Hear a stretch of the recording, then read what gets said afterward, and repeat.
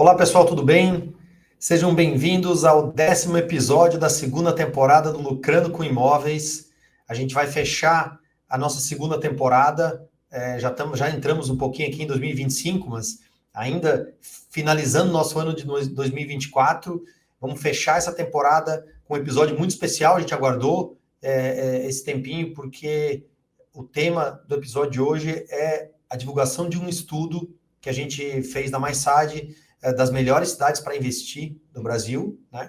Então, é um estudo que tem tudo a ver com o nosso tema do podcast aqui, e é um estudo inédito, é a primeira vez que a gente divulga esse material, acabou de ser divulgado, está fresquinho, saindo do forno, né? E a ideia principal dele é que a gente traga para vocês uma informação bem mais detalhada, com o objetivo de comparar distintas formas de investimento com imóveis, que é diferente do que o mercado como um todo apresenta. Quando a gente vê FIPE-ZAP ou qualquer outro índice, em geral a gente vê só o índice de aumento do preço dos imóveis ou aumento do preço dos aluguéis, e a ideia do nosso estudo aqui é de fato trazer esses dados em bases comparáveis para comparação de distintas formas de investimento, tá? Então, esse é o tema do episódio de hoje, né? Fazer um disclaimer agora já na abertura é que a gente vai estar no estudo falando de dados passados, o escopo do estudo é olhar os últimos 5 anos. Isso é como se tradicionalmente faz análise de investimentos, a gente olha para o passado, visto que ninguém conhece o futuro, obviamente, e é lógico que não necessariamente o que aconteceu no passado vai se repetir no futuro. De qualquer forma, a gente olha para melhores cidades com o objetivo de entender os fenômenos que aconteceram e buscar as próximas cidades que vão continuar se manifestando ou se comportando da melhor forma ou entregando as melhores rentabilidades no futuro, tá? Então, claro que olhar para trás não necessariamente significa que isso vai se repetir no futuro. Isso é um disclaimer, é uma observação que, inclusive, qualquer tipo de material de investimentos é obrigado a fazer, tá? Então, antes de tudo, já para quem quer acompanhar, a íntegra do estudo está divulgado no seguinte link: cidadesparainvestir.myside.com.br, tá? cidadesparainvestir.myside.com.br, tá aqui a descrição aqui no nosso vídeo também. E aí você vai, dentro desse endereço, você vai baixar o estudo em PDF completo, todo detalhado, tá? E antes de entrar chamar o nosso convidado e entrar nos detalhes aqui, queria convidá-los a se inscrever ou a entrar no nosso grupo de WhatsApp, do Lucrando com Imóveis, onde a gente bate papo, conversa sobre investimento de imóveis como um todo. É um grupo aberto, onde as pessoas trazem perguntas, trazem sugestões, enfim. Para você que está olhando para investir em imóveis, eu acho que é um fórum interessante. Então, a gente tem um grupo de WhatsApp, está na descrição aqui no YouTube, e você consegue encontrar o link do grupo de WhatsApp lá, tá? E também, claro, nos siga aí no seu aplicativo favorito de podcast ou no canal do YouTube, dá o seu joinha lá. Isso ajuda a gente a aparecer para mais pessoas e ter mais divulgação do nosso canal, tá? Bom, agora entrando no assunto de hoje, para falar do tema, a gente vai trazer o Douglas que, além de ser meu irmão e cofundador da MySide junto comigo, ele é responsável dentro da MySide pela área de análise de dados, né? Ele é diretor de operações, mas também é responsável pela área de análise de dados, e quem faz esse tipo de estudos. A gente já tem um outro estudo que é o Cidades Mais Seguras, falamos sobre ele aqui, inclusive, durante a temporada, que já está na sua segunda edição, né? Que é um estudo que tem uma abrangência super grande, uma repercussão bem relevante, e agora a gente vai trazer o Douglas aqui para falar pela primeira vez sobre o Melhores Cidades para Investir. Então, Douglas, seja bem-vindo. Um prazer recebê-lo aqui mais uma vez. Acho que é a segunda ou a terceira, acho que essa é a terceira ou segunda ou terceira vez que a gente está conversando, né? Terceira. Então, é natural, né? A gente sempre gosta de conversar com os pratas da casa aqui. Mas, enfim, fala brevemente do estudo para a gente aí, da onde veio a ideia, né? Por que a gente desenvolveu esse estudo e quais foram as motivações, por favor. Legal. Bom, olá a todos. Obrigado por esse convite mais uma vez para estar apresentando o estudo. É muito muito gratificante estar aqui falando sobre ele, né? Foi um estudo que deu um grande tempo, foi um grande tempo investido aqui da nossa área e está tendo uma repercussão super positiva no mercado, saindo em veículos de imprensa de uma forma bem divulgada, e acho que é fruto aí da qualidade dos dados e do pioneirismo dele mesmo, né, que foi feito. Mas, assim, esse estudo, na verdade, ele surgiu de uma demanda interna aqui da MySide no atendimento dos nossos clientes, né. Então, a gente queria trazer uma informação mais qualificada para eles, para sair daquele lugar comum de dizer assim: "Ah, esse imóvel cresceu de preço, em 200%. Eu comprei por 500, vendi por 1,5 milhão, né. E todo mundo acaba falando isso, né, é muito comum no mercado as pessoas falarem isso, só que essa informação ela pode comprar um imóvel por 500 mil e vender por 1,5 milhão pode ser uma boa, pode ser uma má notícia, né. Depende de quanto tempo você ficou com esse imóvel, quais foram as despesas que você teve ao longo da posse desse imóvel, eh eh, e mesmo que tenha sido uma boa notícia, pode ser que no mesmo momento havia outras oportunidades mais rentáveis que aquela. Então, e especialmente, assim, a gente sempre olha, quando a gente fala desse aumento de preço de imóveis, ou quanto que um aluguel está dando por mês de rentabilidade, de rendimento, como que eu posso comparar esse número efetivamente com renda fixa, com o Ibovespa, com investimento em ações? Porque o aumento de preço por si só do imóvel, ou o quanto está dando o rendimento de aluguel lá no mês a mês, o percentualzinho, ele não é comparável, ele é só uma parte da equação do investimento imóvel. Na hora que eu vou pensar como um investidor qualificado em imóveis, eu tenho que pensar em rendimento efetivo, tirando os custos, considerando o tempo que foi investido, o método, o fluxo de desembolso que foi colocado, e todos os dados. Então, a conta se torna um pouco mais complexa para que eu possa comparar de fato. Eu investi nesse imóvel nesse ano, se eu tivesse investido em renda fixa, como que seria a diferença entre esses dois, né? E a gente fez esse estudo, na verdade, para atender uma demanda interna dos nossos clientes. A gente fez o estudo já, a primeira versão não foi essa, foi a anterior, só que o objetivo era que ela fosse ser utilizada somente internamente para os nossos clientes, então era algo, entre aspas, confidencial, que a gente usava aqui dentro de casa, e como a repercussão foi muito positiva, a gente decidiu então abrir ele para o público como um todo e trazer, porque eu acho que pode auxiliar todos os investidores e estamos trazendo aqui praticamente em primeira mão aqui com o Lucrando, tá? Legal.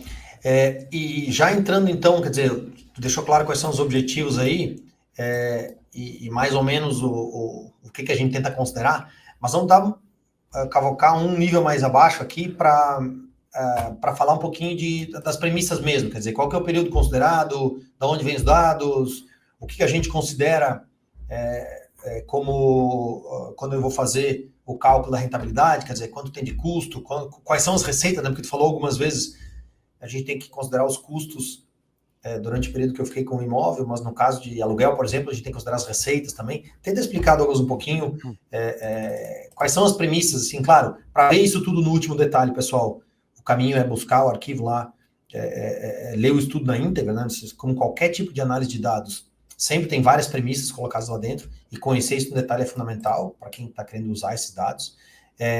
Mas, Douglas, dá uma geral, assim, só de forma mais ampla, de quais são as premissas que você considerou no estudo como um todo. Acho que tem as três classes dele, já pode falar um pouquinho de como é que ele está estruturado e tudo mais. Legal. O estudo está super transparente, então todas as premissas estão lá detalhadíssimas no documento, então vai ser impossível passar por todas aqui, porque é realmente bem detalhado o cálculo, é bem trabalhado. Não é um estudo feito para dizer como é bom investir em imóveis, ele é feito para trazer a realidade, seja ela boa ou ruim, do investimento, tá? Então, a gente separou ele em 3 tipos de investimento, considerando os perfis de investidores de imóveis, a gente separou ele em três tipos. Um investidor, né, pensando em cenários, né, um investidor que quer investir em imóveis para revendê-lo, né, para ganhar com a valorização do preço. Então, nesse cenário, a gente considerou um investidor que há 5 anos atrás, em 2019, comprou o imóvel na planta, no momento do lançamento, e vendeu no momento da entrega do imóvel. certo? Então, esse é o cenário número um. E aí a gente tira custos, por exemplo, de taxa de corretagem, de ITBI, cartório, que o investidor tem naturalmente no momento da venda, para poder calcular a rentabilidade, né? E a gente utiliza como histórico de precificação para acompanhar a evolução do preço uma base do FIPZAP, que é uma das grandes fontes de dados do estudo. Então a gente utiliza essa evolução e outras informações internas que a gente tem aqui de comportamento de evolução de imóveis nas plantas, que a gente tem uma base de dados com milhares de empreendimentos aqui que a gente acompanha e tal, e a gente tem essa informação interna que a gente sabe, por exemplo, qual que é o aumento médio de preço que um imóvel tem quando ele é lançado até o momento que ele é entregue, né? Então esse é o cenário que a gente pensa em investidores que querem comprar um imóvel na planta e vender assim que ele for entregue. Tem o segundo cenário, que é o investimento em aluguel, né? Então, que é o investidor que ele compra o imóvel para receber receita com aluguel. Nesse cenário, a gente considerou também um horizonte de 5 anos, como se ele comprasse o imóvel em 2019 e recebesse a renda desse imóvel mensalmente, e descontamos custos como, por exemplo, colocamos uma taxa de ocupação do imóvel que é realista, descontamos custos de manutenção do imóvel, custos eh, eh, de corretagem do recebimento do aluguel e todos os custos que existem para qualquer pessoa que estiver alugando um imóvel, né? É, e aí trouxemos uma abordagem que é realmente como os investidores devem encarar o investimento em aluguel, que é o investimento de aluguel, o retorno com o aluguel em si, com o pagamento do aluguel, é uma partezinha somente do retorno do imóvel, né? Tem uma outra parte da equação que é o quanto aquele imóvel está subindo de preço nesse meio tempo, né? Então, se eu olhar, por exemplo, o retorno, vocês vão ver nos dados, retorno somente com o valor pago mensalmente com o aluguel, ele é um valor pequeno, que potencialmente vai chegar próximo da poupança em termos de investimento.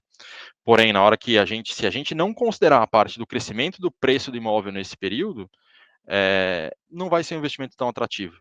Agora, na hora que a gente junta as duas partes da equação, né, ou seja, eu comprei um imóvel pronto para morar para alugar e aluguei ele durante 5 anos. Como é que estava o preço desse imóvel no começo, quando eu comprei, e quando eu vendi, e quando ao final de 5 anos? E a gente coloca essa valorização de preço também no retorno do aluguel.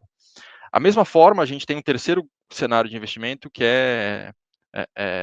investidores em short stay, né, aluguéis de curta de temporada, né? Da mesma forma, a gente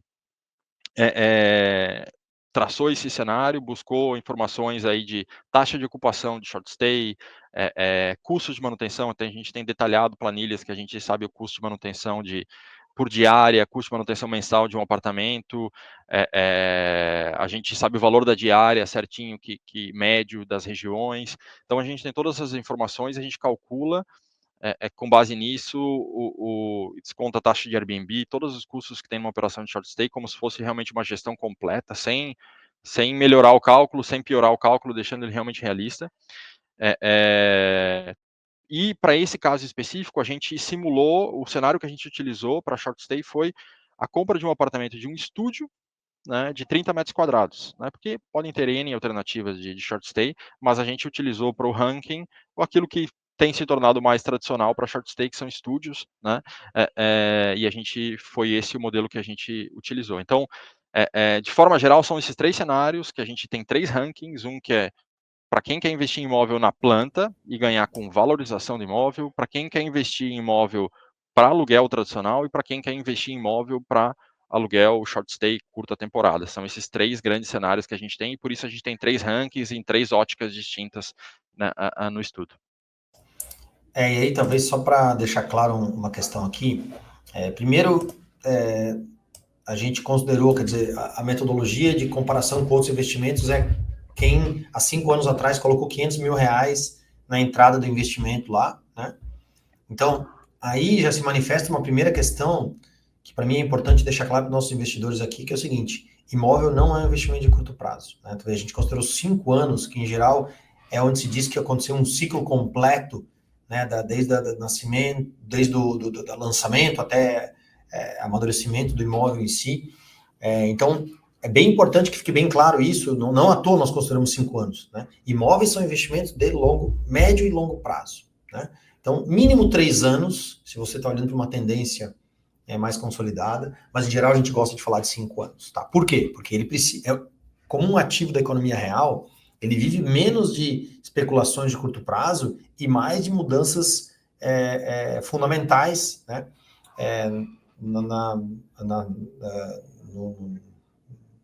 Na situação, por exemplo, da cidade, do bairro, daquela praia, né? Então, quer dizer, tem que acontecer um movimento da economia real ali para ter mais demanda de imóvel, para a cidade se desenvolver, para ter mais algum tipo de desenvolvimento urbano que valorize e tal. Então, pensem assim, diferente de outros ativos do mercado imobiliário, inclusive há a possibilidade de olhar para outros ativos de mercado imobiliário como fundos imobiliários, que aí sim te permitem entrar e sair mais rapidamente e que vivem muito de tendências macroeconômicas, né? Então, por exemplo, o juro sobe, cai o valor da cota do fundo imobiliário. O juro desce, sobe o valor da cota do fundo imobiliário. Então, são coisas que acontecem, às vezes, no dia, essas variações, ou ações, ou outros títulos. No caso de imóveis, não. São ativos reais que têm um valor na economia real que as pessoas precisam para morar, no caso dos residenciais, que é o que a gente está olhando aqui, né? Então, e nisso você precisa de movimentos reais da economia para acontecer. E por isso que a gente olha sempre para um prazo de pelo menos 3 anos, mas a gente gosta de uma janela de 5 anos, né? Olhar para imóveis é isso. E também, então, isso é uma desvantagem, ou pelo menos é uma característica do investimento em imóveis, né? Tem que olhar para médio e longo prazo. Ao mesmo tempo, é uma vantagem, porque quando acontece qualquer loucura na economia, ele não perde valor automaticamente, não derrete em valor. Então, por isso que é um investimento considerado seguro, sob o ponto de vista de uma variação macroeconômica mais relevante, né? Então, esse é o primeiro ponto. 5 anos, né? Pode falar, Douglas. Não, eu ia falar que certamente você já escutou alguém que comprou um imóvel e vendeu super rápido, super certo e tudo mais. Não quer dizer que não existe essa possibilidade.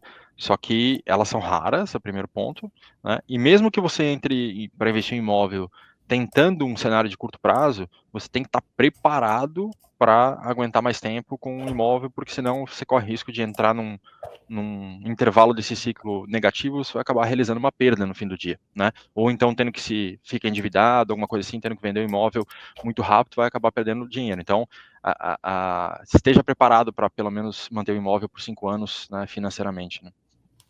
Pelo menos mínimo 3, vai, mas 5 anos é que a gente gosta. Então, essa é a primeira característica. E a segunda, que o Douglas até falou na hora que ele estava falando dos rankings de aluguel, que é a seguinte: imóvel no Brasil, o principal componente de lucratividade é a valorização, gente. Isso não tem discussão quanto a isso, tá? Então, a gente vai falar dos aluguéis aí, você vai ter qualquer lugar entre 4% e, no muito melhor caso, 8% ao ano.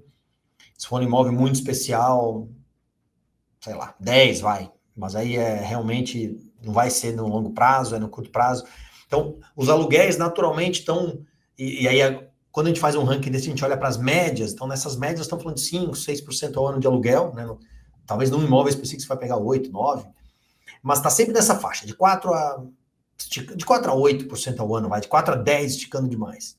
O que naturalmente para a economia brasileira não é uma taxa de retorno considerada boa, né?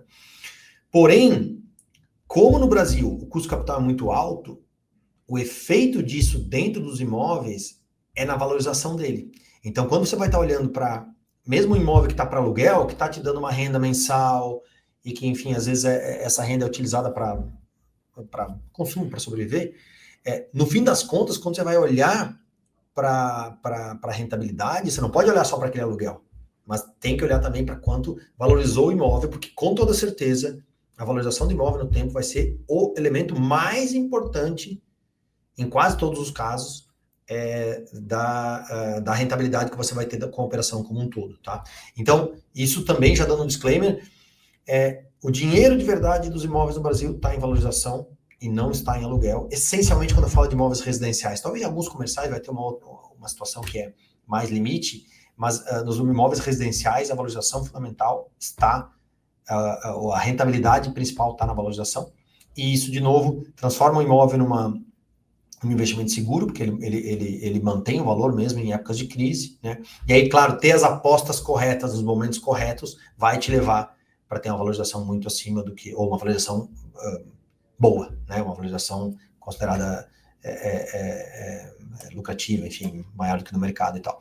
Então, por isso que nossos rankings de aluguel falam também de mudança de preço de imóvel. Quando a gente fala do investidor com meta única de valorização, a gente olha para o imóvel em época de lançamento, planta, porque é a fase mais rentável desse tipo de imóvel. Né? Quando a gente olha para os imóveis de aluguel, a gente olha para os imóveis que já estão prontos, e aí a rentabilidade do aluguel no tempo, tanto o aluguel tradicional, de longa duração, quanto de short stay, mais o que valorizou o imóvel em si. Né? E aí, só para trazer um pouquinho assim, de ter uma visão um pouco mais global antes de entrar nos rankings, se você for um investidor profissional buscando aumentar a rentabilidade, por exemplo, com imóveis de aluguel, é natural que você tenha que fazer uma gestão da sua carteira, né, para que o imóvel esteja dentro da fase ideal de valorização. Então, por exemplo, imóveis muito antigos, eles perdem fôlego de valorização, né? E aí a rentabilidade a longo prazo da operação começa a se perder. Então, normalmente, bons gestores de aluguel, eles vão entrar e vão manter os imóveis durante o momento que o imóvel é mais novo, que ele não se desvaloriza muito, que não requer tanta manutenção. No momento que o imóvel sai dessa fase aí dos primeiros 10, no máximo 15 anos, ele se desfaz do imóvel e coloca outro na carteira, que não é diferente do que faz uma locadora de imóveis, uma locadora de carros, por exemplo. Né? Então, a locadora de carros faz o quê? Ela vai, compra o carro, mantém ele ali nos 2, 3 anos, depois vende, enquanto ele tem ainda um bom valor de mercado, né? Ele não está se depreciando demais e passa e não deu tanta manutenção e passa para o próximo carro. O que se faz com uma carteira de imóveis para alugar é a mesma coisa, tá? Depois de um tempo, o imóvel passa a ter uma dificuldade de valorização, e eu estou falando de forma geral. Lógico, você tem um imóvel num lugar que é super especial, que acabaram todos os terrenos, e que o único jeito da pessoa conseguir comprar naquela região é comprar o seu imóvel, aí ele vai ter uma valorização totalmente fora do padrão de mercado. Mas eu estou pensando em imóveis de forma geral. Quando você olha para uma carteira de aluguel, você, mesmo se preocupando com a rentabilidade de aluguel, você tem que olhar também para o fator valorização do imóvel em si, porque isso é fundamental para garantir uma rentabilidade boa na operação como um todo. Tá? Bom, então, sem mais teorias e delongas, vamos, Douglas, falar do primeiro ranking, que é o ranking de valorização de imóvel na planta. Né? Lembrando, estamos olhando para um investimento há 5 anos atrás, 500 mil, e aí o Douglas vai compartilhar com a gente o estudo aqui. Algumas pessoas vão estar vendo o estudo na tela, outras não, então a gente vai tentar falar dos números também, mas mais do que tudo a ideia aqui não é ficar lendo o estudo, isso vocês conseguem fazer diretamente lá no site. Mais do que tudo é falar das conclusões gerais e o que a gente pode tirar dele, tá?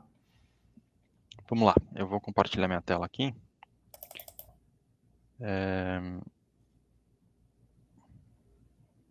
Tudo certo, né? Sim. Aparecendo. Então vamos lá. Então falando primeiro do cenário do investidor que compra imóvel na planta para revender e ganhar especialmente com valorização, tá? Então, lembrando assim, acho que essa é a pergunta principal aqui. Ó. Se fossem investidos R$500 mil em outubro de 2019, qual o valor que o investidor teria de saldo se vendesse o imóvel em setembro de 2024? É isso que o ranking responde. Tá? Comprei um imóvel de R$500 mil num cenário hipotético, há 5 anos atrás, e vendi ele. Quanto que vai sobrar no meu bolso? Né? Então, no caso, quem lidera o ranking aqui é Itapema, né, onde, se fosse feito esse imóvel, a aquisição de R$500 mil, ele teria, de acordo com a valorização no mercado, e já descontando todos os custos da operação, ao final, R$1.360.000, o que equivale a uma rentabilidade de 22% ao ano, né, rentabilidade composta. Né? Então, esse foi o líder do ranking, acho que, se vocês olharem, não por acaso, tem várias cidades do litoral catarinense aqui no ranking, né? De fato, a região vive um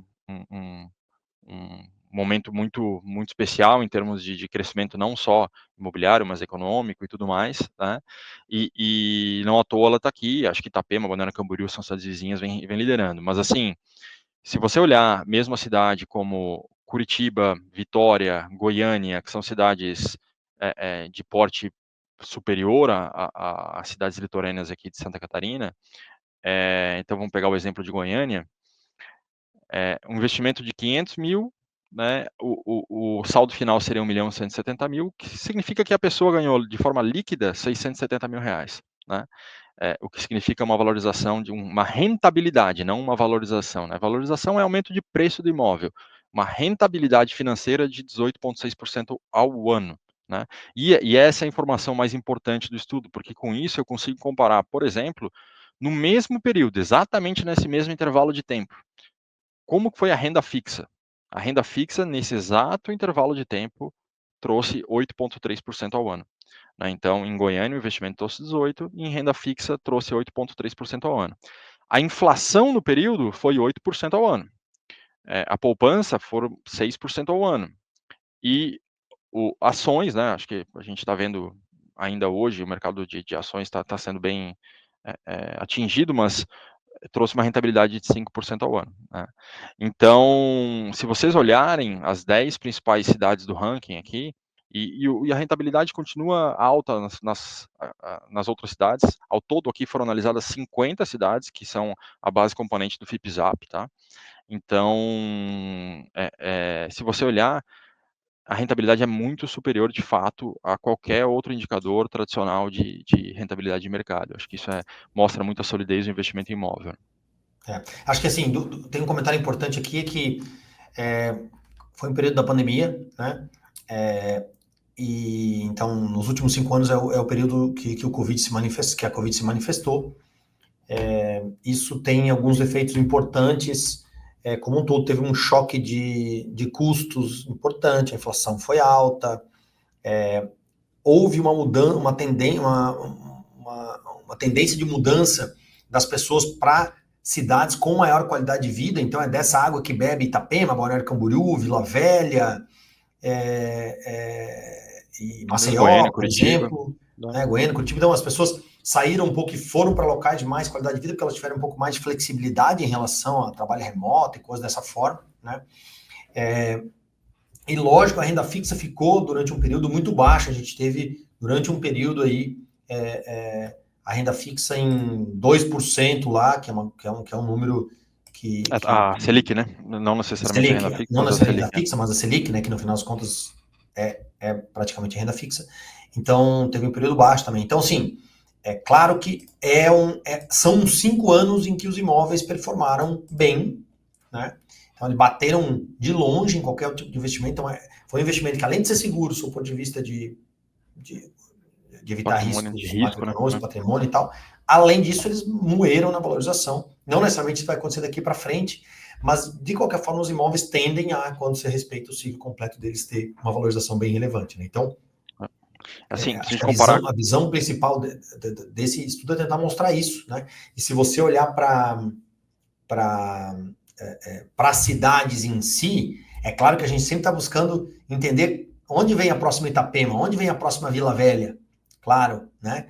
E isso tem muito a ver daí com o desenvolvimento urbano da região. Então, por exemplo, Itapema vive muito da parceria da iniciativa privada com o poder público, dos investimentos de infraestrutura da cidade, alargamento de praia, novo pier, enfim, tem uma série de questões de infraestrutura, mas também vive de estar muito colado em Balneário Camboriú, que tem um metro quadrado mais caro e que provoca um desenvolvimento, que isso leva também a Itajaí. Então, essa é uma região que a gente conhece muito bem, porque a gente atua na MySide, que é toda uma área de desenvolvimento urbano que tem um ciclo virtuoso de desenvolvimento. Quando a gente busca imóveis para valorização, e eu já vou devolver a palavra para o Douglas aqui para ele tentar falar do estudo novamente, a gente busca regiões em que as pessoas estão migrando, tem mais gente querendo morar no mesmo lugar. É isso que a gente busca com valorização de imóveis. Então, seja porque Goiânia, por exemplo, que a gente conhece muito bem também, porque é uma cidade que oferece hospitais, escolas, universidades, vive muito da rentabilidade alta do agro, então as pessoas vão para Goiânia para buscar melhor qualidade de vida, serviço de mais qualidade, né? O Itapema, Balneário Camboriú, essa região que oferece para as pessoas que são aposentadas ou que podem fazer trabalho remoto, morar na praia, né, com a super qualidade de vida, faz tudo a pé e tal, né?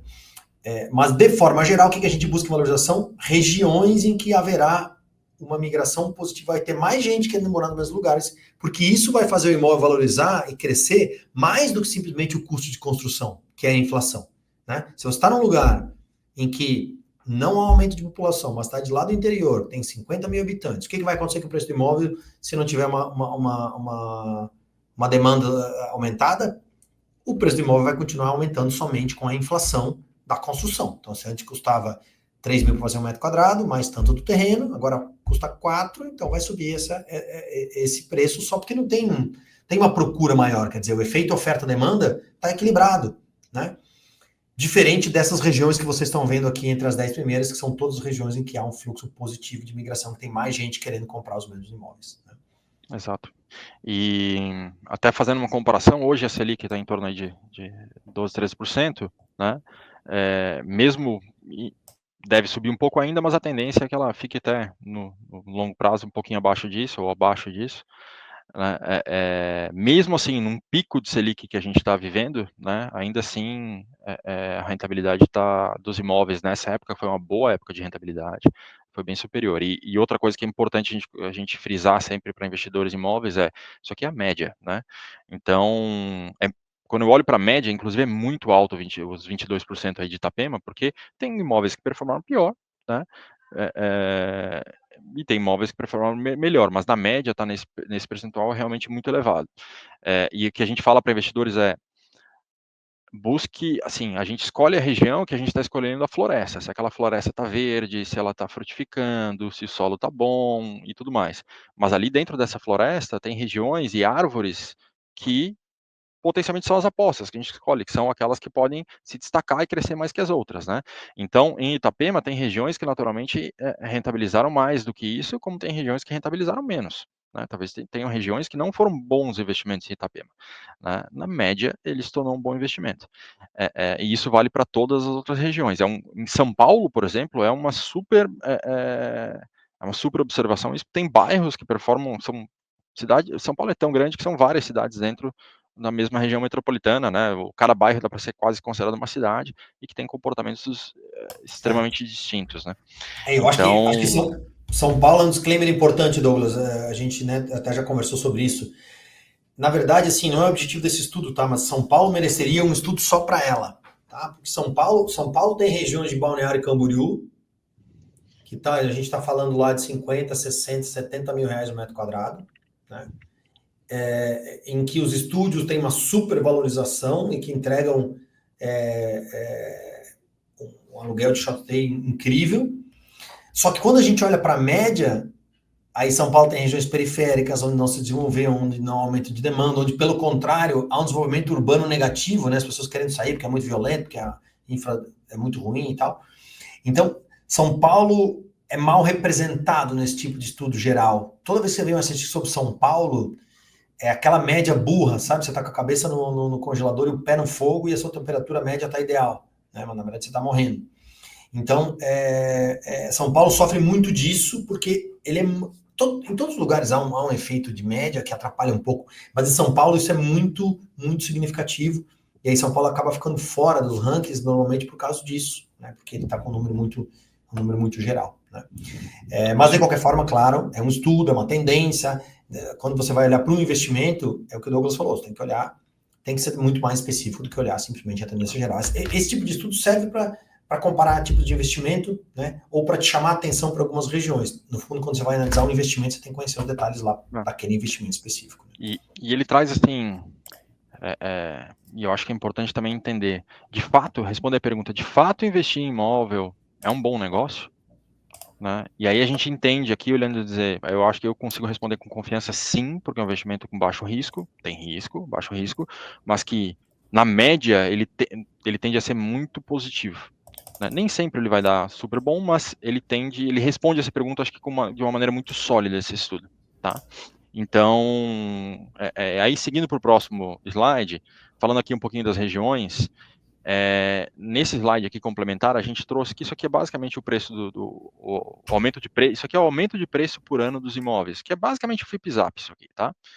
Aliás, é o FIPZAP. Então, por exemplo, Itapema, se você olhar por ano, uma coisa que é interessante em Itapema, mesmo ela tendo um, uma supervalorização nesses últimos 5 anos, ela ainda segue em patamares muito elevados, né? Então, em 2024, foi 14% de aumento de preço médio no mercado. É muito alto ainda, né? Então, dizer, mas já valorizou, não vai subir tanto de preço e tudo mais. Os gráficos, pelo menos do último ano, mostram que ele segue ainda no ritmo bom. Não quer dizer que 2025 vai ser nesse mesmo ritmo, mas mostra uma solidez, né? Vila Velha também está num patamar adequado, está num patamar bom, né? 12% ao ano aqui nos últimos 2 anos. Aí eu vou pegar o exemplo aqui de Balneário Camboriú. Balneário Camboriú, se vocês olharem, ó, ele já teve um boom aqui no ano de 2022, né, onde chegou a 24% ao ano. O ano passado já foi 7,3%. Né? É um pouco do que a gente acompanha, né, em Balneário. Como cresceu muito o preço, agora ele deu uma reduzida. Não quer dizer que os imóveis novos não vão chegar num tiro muito elevado, porque lá também a escassez de terreno lá é cada vez mais severa. Então, potencialmente em Balneário, as árvores de Balneário, que se você conseguir escolher bem, são muito, muito, muito, tem um potencial muito elevado. Mas na média, ele já tem um preço muito alto.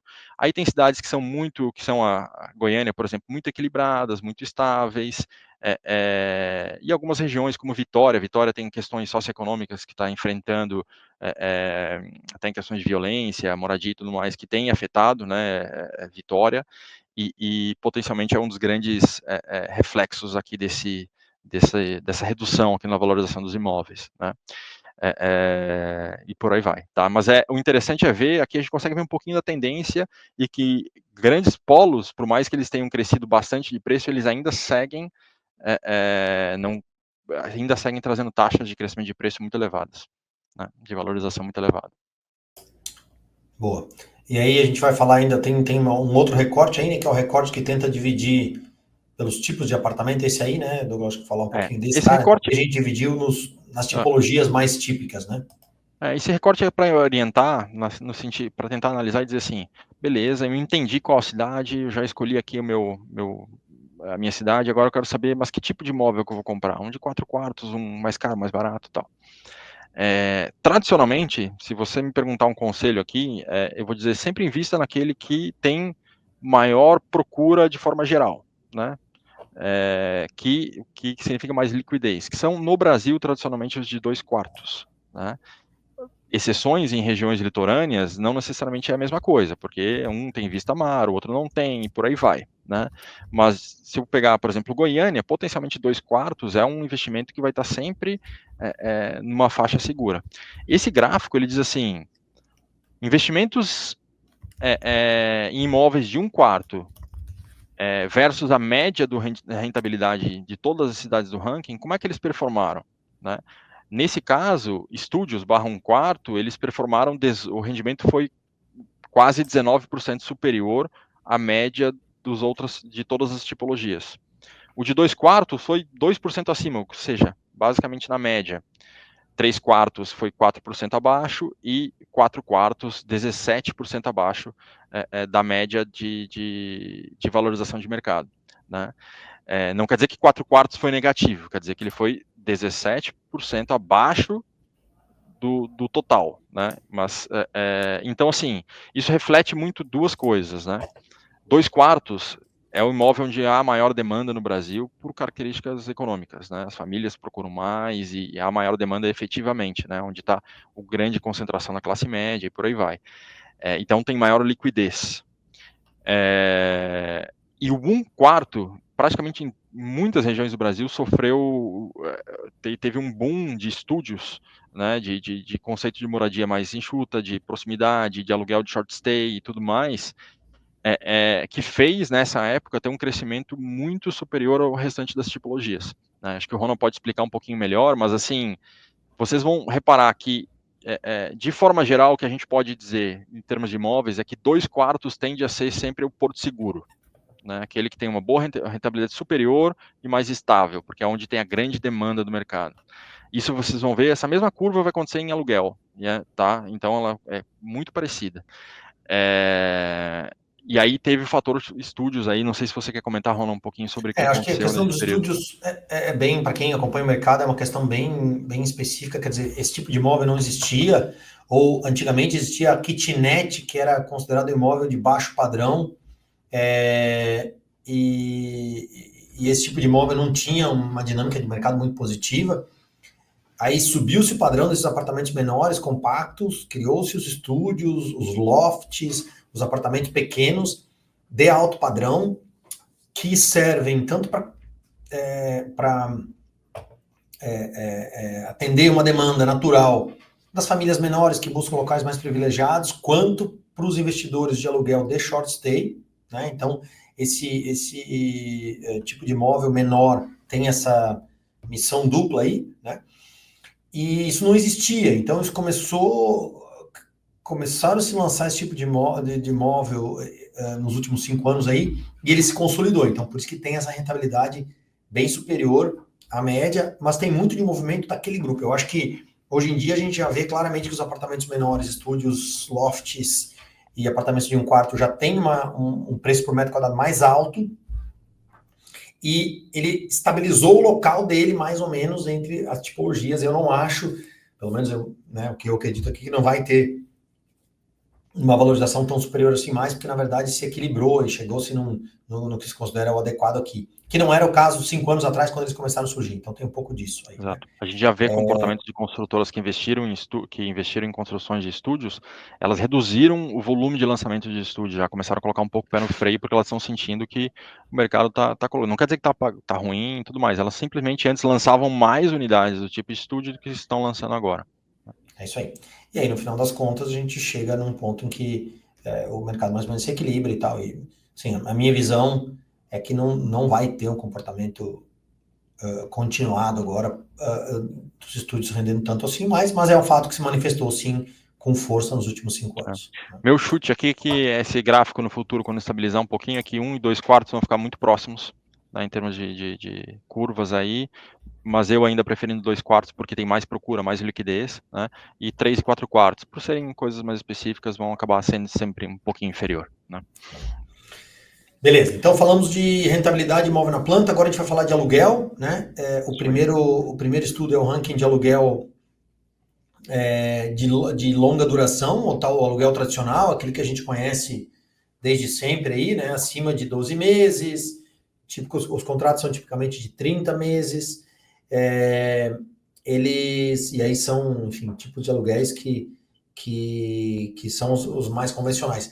Aqui é importante falar que é o seguinte, Douglas, explica para o pessoal, mas há uma limitação na quantidade de cidades incluídas por disponibilização de dados do FIPZAP, né? Só começa falando disso e aí, lembrando mais uma vez que aqui a gente está somando a rentabilidade de valorização do imóvel, do mercado médio, né? Não é na planta, nada, você pega o imóvel pronto já, mas ele tem a valorização mais a rentabilidade de aluguel. Mas começa falando um pouquinho, por favor, da limitação das cidades aí. O FIPZAP, ele tem, acho que são quase 60 cidades que ele monitora, né. São 50 cidades que ele tem um histórico maior, de pelo menos 5 anos, né. Essas 50 cidades foram as que a gente utilizou para o estudo de valorização, né, de imóveis na planta. E monitoramento de aluguel com pelo menos 5 anos, ele tem 25 cidades, tá. Então vocês vão notar que, por exemplo, cidades como Balneário Camboriú, Itapema, e algumas outras que têm características similares a essa, que são mais de veraneio, elas não estão no ranking de aluguel, porque ele não é monitorado pelo FIPZAP, né, não é nem uma questão da métrica, mas não é monitorado, mas também, a gente já sabe que essas cidades como Balneário Camboriú e Itapema, por exemplo, são cidades que não têm uma natureza típica de aluguel tradicional, muito mais aluguel para veraneio, então, faz sentido, por exemplo, o FIPZAP não monitorar para esse indicador, né. Então são 25 cidades, que é 100% do escopo do FIPZAP, que tem mais que 5 anos de dados, tá. E a pergunta é muito similar à de valorização, se em outubro de 2019 o investidor comprasse um imóvel de R$ 500.000, para alugar, quanto que ele teria, em setembro de 2024, depois de vender esse imóvel, quanto que ele ficaria para ele, né, como saldo. né? Então, aqui é importante, a gente faz, inclusive, além de tirar todos os custos, despesas de venda, de manutenção, de taxa de ocupação, a gente também considera a correção do aluguel recebido. Então, se o primeiro aluguel que a pessoa recebeu lá em novembro de 2019, por exemplo, se você colocar ele em renda fixa, né, a pessoa colocou o dinheiro no bolso e vai colocar em renda fixa, por exemplo, né, ele vai render e vai chegar ao final do período de 5 anos, vai ser maior do que aquele valor nominal que foi recebido. Nesse estudo, inclusive, a gente considera essa valorização. Então, que todo o dinheiro que foi recebido em aluguel foi a premissa aqui que ele foi reinvestido em renda fixa e é considerado o valor já rentabilizado, já corrigido ao longo desse período para trazer o valor real de rentabilidade, né?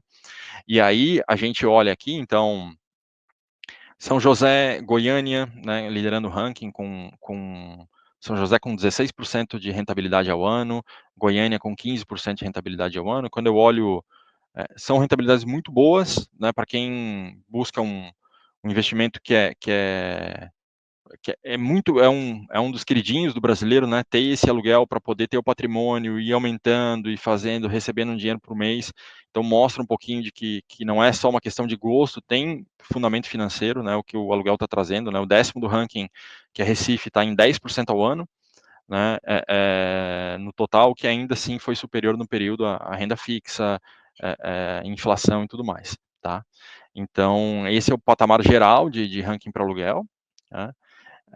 Eu acho que. Lembrando que aqui é uma média novamente, então assim, Uhum, o que que não está bem colocado aqui, por exemplo, aquilo que eu falei para vocês, fazer uma gestão de uma carteira mais saudável, eu não vou ganhar só a valorização média do mercado do meu imóvel. Eu vou ganhar uma valorização melhor só dos novos, aí vai ficar melhor do que isso. Isso é médio, né? Então aqui está colocando a valorização média de todos os imóveis que estão lá na base do FIPZAP, inclusive os mais antigos e tal. Então, aqui a gente não está considerando uma gestão otimizada da carteira, a gente está considerando a média só para ter uma ideia de tendência, né? E aí, de claro, potencial, cidades né? que.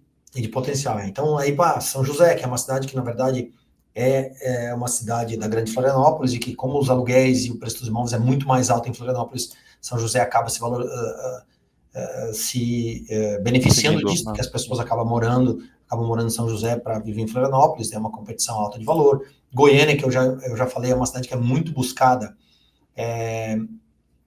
por oferecer serviços de maior relevância por pessoas não só dos arredores de Goiânia, mas Goiânia vive muito do norte, nordeste, centro-oeste, virem buscar serviços de educação, saúde, comércio como um todo, né, para viver em Goiânia. Então, ela também vive disso, né? Então, tem uma série de coisas que, as tendências por trás, que traz, não é o objetivo de hoje discutir isso aqui, é mais explicar o ranking, né? Mas é importante lembrar que a gente está pegando não é uma carteira otimizada para aluguel. As boas carteiras de aluguel vão entregar rentabilidades mais altas do que a gente enxerga aqui na média, né? E aí aqui, só para um complemento, né, se vocês olharem, isso aqui é que o FIPZAP chama de yield, né, que é basicamente o cálculo que é o valor do imóvel, o valor do aluguel dividido pelo valor do imóvel, né? Então, vocês podem ver que esse yield, ele está muito próximo nas regiões, a média das regiões entre 0,4 até 0,55, algumas com 0,6. E é exatamente esse o número que a gente olha quando fala em investimento em aluguel, é muito próximo disso. Um excelente yield, ele vai na casa de 0,8%, talvez 0,9%, um extraordinário é 1%, né? Mas quando a gente olha a média de mercado, a gente está falando em 0,5%, de fato, é bem realista esse número, tá? Não tem nada. E vocês podem ver que o yield, ele, mesmo ao longo dos anos, em diferentes cidades, ele está sempre flutuando ali ao redor de 0,5, né? É um número bem sólido que representa bem o que é o mercado de aluguel, tá? Como um todo. Tá? E aí, mais uma vez, por que as pessoas veem, como o Brasil é um país que historicamente tem um desenvolvimento macroeconômico complicado, e inflação, e altos e baixos, e riscos, e etc., por que as pessoas enxergam ou gostam de aluguel no Brasil, né? Por que os nossos pais, avós, etc., gostam desse tipo de coisa? Porque, na prática, o aluguel apresenta um comportamento histórico muito estável, né? Então, as pessoas historicamente gostam de aluguel, por quê? Porque elas deixam de sofrer com altos e baixos macroeconômicos, você vê nesse gráfico que os aluguéis mais ou menos se mantêm, né? Então, apesar de não ser, se você tiver uma carteira de aluguel, mesmo bem gerida, não vai ser, claro, se ela tiver bem gerida, ela vai dar uma rentabilidade alta, mas não vai ser a melhor rentabilidade de todas. A grande vantagem que é zero risco nisso, né, gente? Pensa, nós estamos comprando um imóvel pronto, imóvel. Esse cálculo que o Douglas colocou aqui. Eu comprei o imóvel que está pronto, está entregue. Ele está se valorizando com a média do mercado, que a gente quer, na verdade, mais que isso. E eu estou ganhando o aluguel que tem essa variação que vocês estão vendo aqui, é praticamente estável ano a ano. Então, esse tipo de investimento tem um risco nulo, praticamente, né? Muito, muito baixo, é sem risco, né? E por isso que no longo prazo as pessoas no Brasil gostam, especialmente os mais antigos gostam desse tipo de investimento, porque ele traz uma segurança plena e tu vê com boas rentabilidades. Se for uma boa gestão de carteira de aluguel, você vai ter boas rentabilidades. Então, no longo prazo, costuma ser um tipo de investimento bastante desejado no Brasil. Exatamente. Se você olhar nesse gráfico, tem umas coisas curiosas que algumas pessoas já até perguntaram sobre isso, mas se você reparar, por exemplo, Florianópolis, o yield em 2020, 2021, Curitiba também tá baixo, né? Foram épocas onde teve o que aconteceu aqui? Teve um salto, né, de valorização dos imóveis. Então, o que aconteceu? O preço dos imóveis explodiu, foi lá para cima. Só que, naturalmente, o preço dos aluguéis não pode ser reajustado, porque são os contratuais na mesma velocidade, né? E aí, ao longo do tempo, os aluguéis foram subindo para chegar no valor dos imóveis. Então, se você olhar Florianópolis, aqui não é que houve necessariamente uma queda no preço dos aluguéis, é que o valor dos imóveis subiu tão rápido que os aluguéis não conseguiram subir na mesma velocidade. E ao longo do tempo, os reajustes de contrato foram feitos, foram trocando os inquilinos, e aí chegou aqui já num patamar que é o patamar que a gente sempre olha e diz a média vai girar em torno de 0,5%. Legal. E tem o efeito do Covid, hein? O Covid tem um efeito da Covid, exato, os aluguéis foram segurou-se muito a negociação de aluguéis e, ao mesmo tempo, o preço dos imóveis subiu. Legal, Douglas, só olhando para o nosso tempo, vamos pular para o de short stay. Bom, aí tem a mesma avaliação de tamanhos e plantas, acho que é as considerações que a gente fez de novo, lá. Mostrando que a valorização segue para aluguel, da atratividade de estúdios e de 2 quartos, né? Isso. E aí, falando então de olhar o short stay, que acho que é um estudo que tem mais complexidades, o short stay, né? Lembrem, importante falar sobre o short stay antes de entrar, que o short stay é um mercado um pouco mais nervoso, assim, né? Então, ele tem um efeito de oferta e demanda mais forte, né? Porque as pessoas podem colocar e tirar os imóveis muito rápido no mercado, né? Ele tem uma sazonalidade alta. O short stay é um mercado que oferece, nas boas ofertas, ele pode oferecer uma rentabilidade maior mesmo, mas ao mesmo tempo ele é mais nervoso do que o aluguel tradicional. Isso é bem importante falar. Ele varia muito mais, porque ele sofre efeitos de oferta e demanda de uma forma muito mais direta do que o aluguel de longo prazo, né? Exato. A lógica é a mesma, a gente considera, para usar uma base fixa, se o investidor tivesse colocado R$500 mil em outubro de 2019, quanto que ele teria de saldo ao final do período, né? Agora em setembro de 24. E a gente considera um estúdio, né? Investimento em estúdio e por aí vai. E a gente considera, obviamente, apesar da gente ter colocado um valor fixo de investimento, a gente considera, isso aqui é só para simular o quanto em dinheiro teria ganho numa base única, mas a gente considera, por exemplo, que comprar um estúdio em Itapema é mais caro do que comprar um estúdio em Florianópolis. Então, o preço do imóvel base, ele está totalmente incorporado no cálculo, né? Então, tem regiões onde um estúdio é bem mais barato do que, né, naturalmente, pelo preço metro quadrado, do que outra cidade. Então, isso tudo está incorporado no cálculo. Não é porque a base fixa é 500 mil, quer dizer que a gente está comprando o mesmo apartamento. Não, ele está utilizando utilizando todas as variáveis do componente. Inclusive, considera-se aqui custo de mobília na hora de investir, né? Considera, assim, Airbnb, short stay, é uma operação hoteleira, né? Então, considera tudo. O custo de limpeza de toalhas, custo de reposição de sabonete, custo de manutenção da televisão, custo de internet, tudo está incorporado no cálculo, né? As taxas do Airbnb, taxas de se eventualmente você terceirizar a administração, tem um monte de coisas, tudo realista está incluído nesse cálculo. E aí a gente olha que as cidades, naturalmente, aí as litorâneas, elas lideram, né? Itapema mais uma vez, mas tem um ponto muito importante aqui que Itapema, se a gente olha somente a parte do aluguel de short stay, ela não foi, na verdade, tão boa quanto está mostrando aqui, tá? É porque essa curva de Itapema, ela está muito puxada pela valorização do imóvel. Lembra que aqui a gente considera a valorização do estúdio, né? Assim como a gente fez no aluguel, a gente também considera a valorização do imóvel. Então, Itapema foi, na soma dos dois fatores, foi a melhor, mas não necessariamente quer dizer que o short stay em si é o melhor em Itapema, né? Mas pensando em ativo, sim, foi. Investir em short stay em Itapema foi melhor nesse período, na média, né? É claro. Aí a gente vê já cidades que não apareceram nos outros rankings, como Rio de Janeiro, né? Maceió, João Pessoa, Guarujá, né? Então são cidades que são conhecidas no Brasil inteiro pelo potencial turístico, né, de alta atratividade e chegaram nesses fatores. Aí a gente olhando, por exemplo, no short stay, para vocês terem noção, até o que o Ronald comentou de ser um mercado muito mais nervoso, aqui nesse gráfico a gente tem, que também está lá no estudo, o valor das diárias ao longo médias ao longo do ano, né? Então, naturalmente, sempre vai Tem ter uma tipologia específica que no caso aí é estúdio um quarto, né, estúdio. Lúcio? Exato, estúdio um quarto. Uhum. Exato. Estúdio ou um quarto. Então, se vocês repararem, Itapema, a média mensal da diária ela varia entre 240 e 430. Não quer dizer que, por exemplo, em 31 de dezembro a média diária é muito mais alta que isso, mas a média do melhor mês em Itapema, que em Itapema, se não me engano, o melhor mês é janeiro, né, foi R$ 430.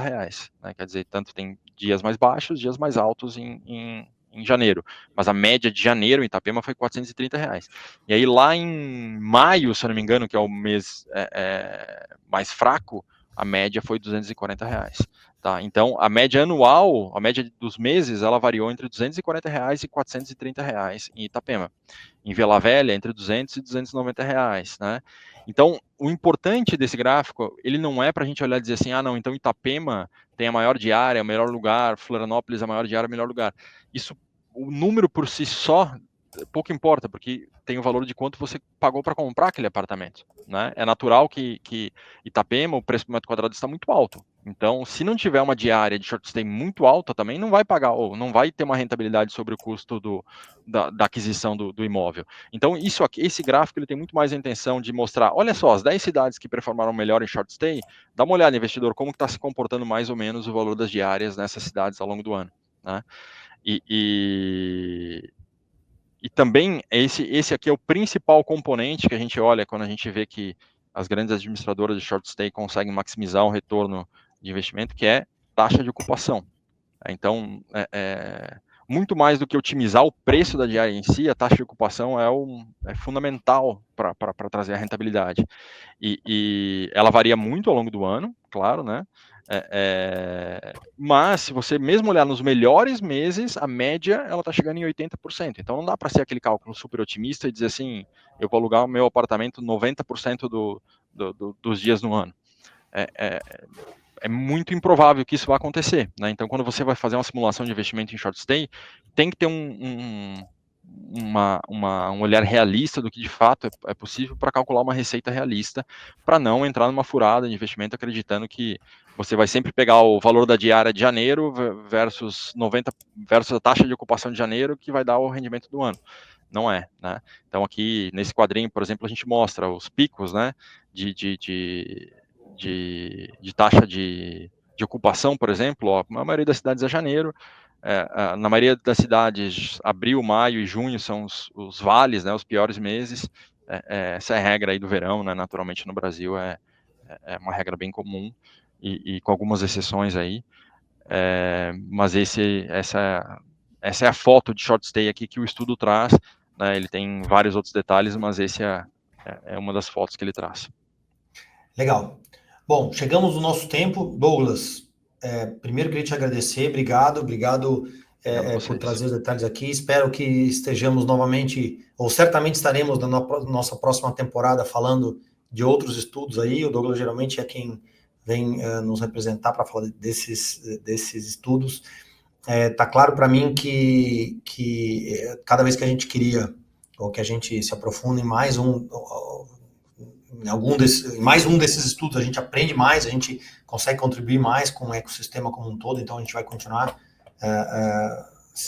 criando novos novas visões, novos estudos como esse, com certeza. Então, obrigado, antes de tudo, e até a próxima. Espero que a gente possa voltar a falar em breve aí. Pessoal, e aí, com esse episódio, nós encerramos a segunda temporada do Lucrando com Imóveis, né? Tivemos 10 episódios nesse ano de 2024, basicamente.